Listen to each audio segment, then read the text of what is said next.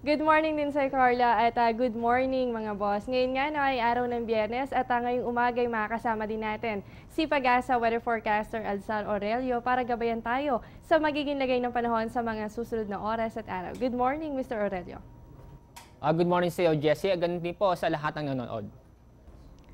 Mr. Aurelio, unahin na po muna natin itong tropical depression na nasa labas ng Philippine Area of Responsibility. Posible po ba itong pumasok dito sa loob ng bansa natin? At sa pagpasok po ba nito ay aasahan din natin na kasing lakas ito ni Florita? At ano po ba ang ipapangalan natin once na pumasok na ito dito sa ating sa loob ng Philippine Area of Responsibility? At ano po ang magiging track o paggalaw nito?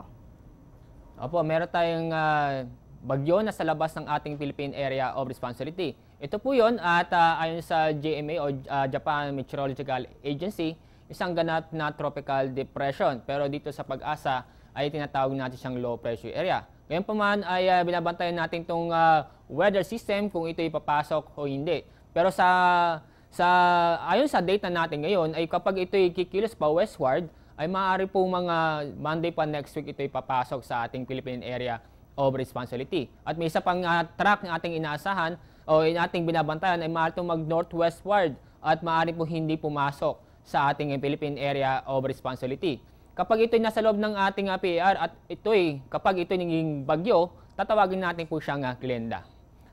At ito yung pang-pito na bagyo na ating inaasahan kapag sa taong nito at tatawagin natin siyang Glenda at inaasahan po natin kapag nanatili sa kanyang o inaasahan natin kikilos pa westward kung papasok ito sa PAR by Monday pa ho ito.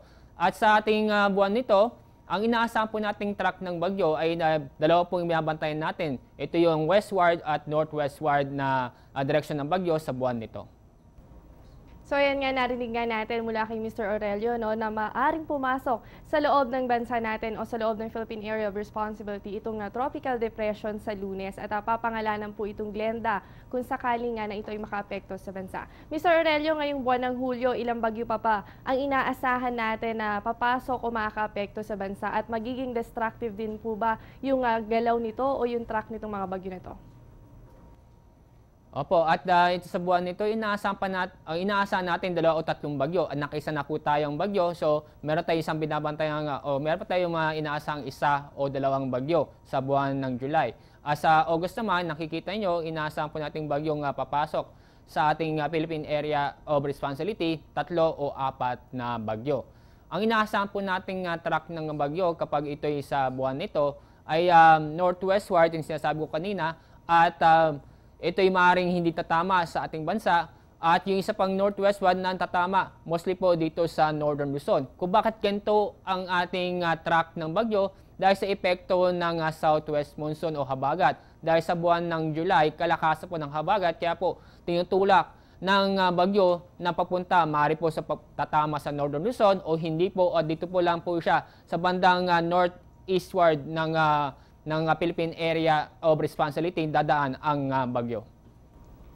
So yan nga mga kababayan, paghandaan pa rin po natin yan dahil may 2 bagyo pa tayong inaasahan na posibleng nga makaapekto sa bansa at madalas o usual na track nito ay magiging north or northwestward nga po dahil nga dito rin sa epekto ng tinatawag natin na southwest monsoon o yung hanging habagat. Mr. Aurelio, ngayon nga po ay madalas na yung pagkakaroon natin ng rainfall advisory o yung madalas na yung nakakaranas tayo ng mga pag-ulan sa iba't ibang panig ng bansa. Ano po ba yung mga dapat gawin bago ang pagbaha? Opo, at meron tayong tips kung ano nating dapat gawin kapag malakas ang ulan at ano nating mga senaryo ito kapag malakas ang ulan, makakaroon tayo ng pagbaha. Ito yung mga tips po na dapat nating alamin. Una-una po ay itong tayo mismo ay mas nakakaalam kung ano yung mga lugar malapit sa atin ang madalas na binabaha.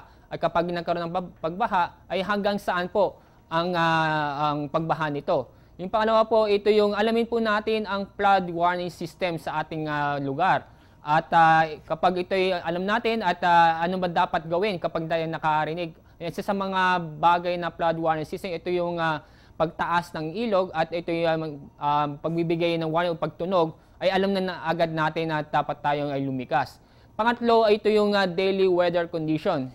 Alamin natin ang mga araw-araw na magiging weather natin sa tulong ng Pag-asa at sa mga LGUs para tayo maging updated sa ating weather, kung may bagyo man o magiging maganda ating panahon.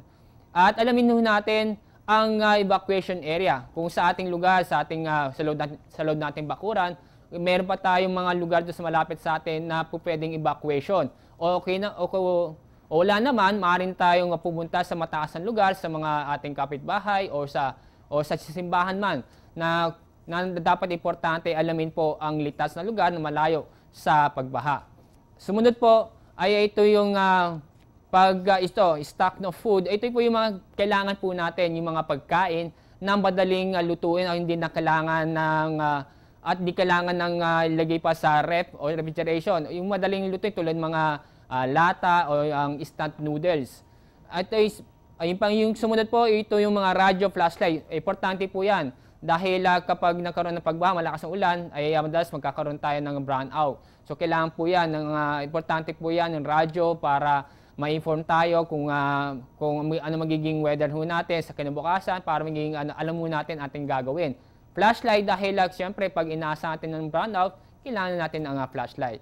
Siyempre, yung lugar natin ay secure natin, na alamin natin matibay na ba ang ating tirahan at yung mga bagay na makakasagabal ay handa po natin para pagdating ng halimbawa bagyo ay matibay na po ang ating mga tirahan.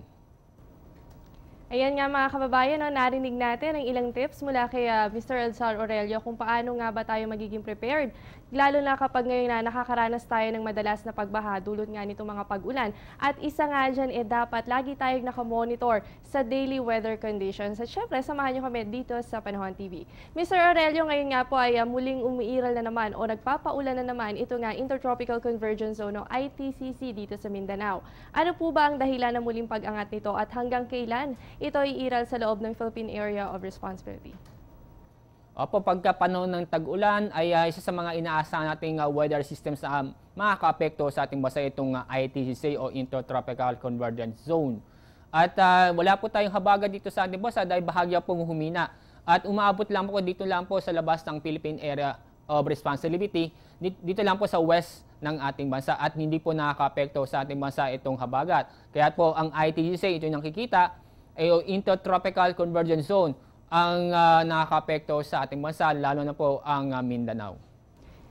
So ayan nga, narinig natin dahil nga ngayon nga July madalas tayong nakakaranas ng mga pag-ulan at ngayong rainy season mas madalas tayong makakaranas nga ng epekto nito nga ITCZ. Mr. Aurelio, ngayon nga po bahagyang humina itong hanging habagat kung saan ngayong buwan ay inaasahan na kasagsagan nga dapat ng hanging habagat. Ano po ba ang dahilan ng paghina nito nga southwest monsoon o yung hanging habagat at kailan natin inaasahan na muling lalakas ito? Isang nakikita ko bakit hindi umaabot o hindi nakaka-apekto itong habagat sa ating bansa dahil wala pong humihila sa kanya tulad ng bagyo o low pressure area. Kaya halimbawa nito, wala tayong low pressure area sa loob ng ating Philippine Area of Responsibility. Kaya po wala pong tumutulak o humihila sa habagat at makaka-apekto sa ating bansa. Kaya po ang habagat po ngayon ay hindi na umaabot sa ating bansa at hanggang dito lang po sa labas ng ating Philippine Area of Responsibility. At inaasahan po natin sa loob ng 3 araw, mula ngayon, Sabado at Linggo, ay mahina pa rin ang habagat. Kaya po halos buong bansa po ay makakaasa tayo ng magandang panahon. So isang magandang balita nga yan, dahil nga makakaasa tayo sa magandang panahon sa susunod na 3 araw dahil nga mahina pa rin ito nga southwest monsoon. At isa nga factor sa paglakas ng southwest monsoon ay yung paghatak ng mga sama ng panahon gaya ng ginawa ni Typhoon Florida. Mr. Elzar Aurelio, ano naman po ba nga asahan nating lagay ng panahon base sa nilalaman ng inyong 5 AM weather forecast?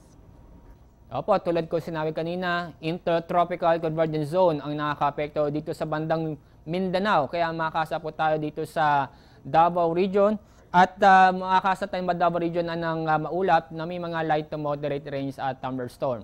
At doon naman po sa labing bahagi nating bansa ay makakasa pa rin tayo ng bahagyang maulap hanggang sa maulap na kalangitan. Ibig sabihin po niyan na halos buong araw po magpapakita ang sikat ng araw at medyo mainit ang ating panahon. At asahan pa rin natin yung mga isolated na pag-ulan or thunderstorm sa hapon o gabi. So ayan, sa mga kababayan po natin na papasok sa opisina maging sa eskwelahan at hapon na kayo uuwi, huwag niyo pong kakalimutan ang pagdadala nga ng payong dahil may posibilidad po ng mga pag-ulan at pagkidlat pagkulog lalo na po sa hapon o gabi. At dyan naman po sa Mindanao, maging handa rin po tayo dahil nga merong umiiral na ITCC dyan kaya asahan po natin ang light to moderate rain sa Davao Region, ganun din po sa Caraga. Maraming salamat po Mr. Aurelio at nakasama nga natin si Pag-asa Weather Forecaster at Sir Aurelio. Huwag po kayong alas at magbabalik pa ang Panahon TV.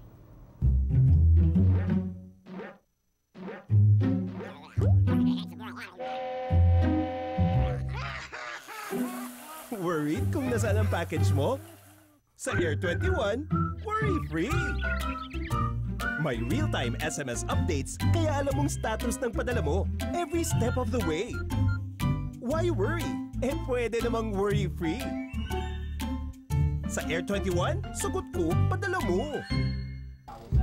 At yan muna ang latest mula dito sa Pag-asa DOST. Manatiling nakatutok sa Panahon TV kung saan walang pinipiling panahon ang pagbibigay impormasyon. Maaari niyong bisitahin ang aming official social media accounts and website para sa detalyadong ulat panahon at maaari niyo rin kaming mapakinggan sa DWIC. Ako ang inyong nakasama, ang inyong weather body Jessie Basco na nagsasabing walang dadaig sa taong may alam at laging handa. Good morning, balik sa iyo Jules.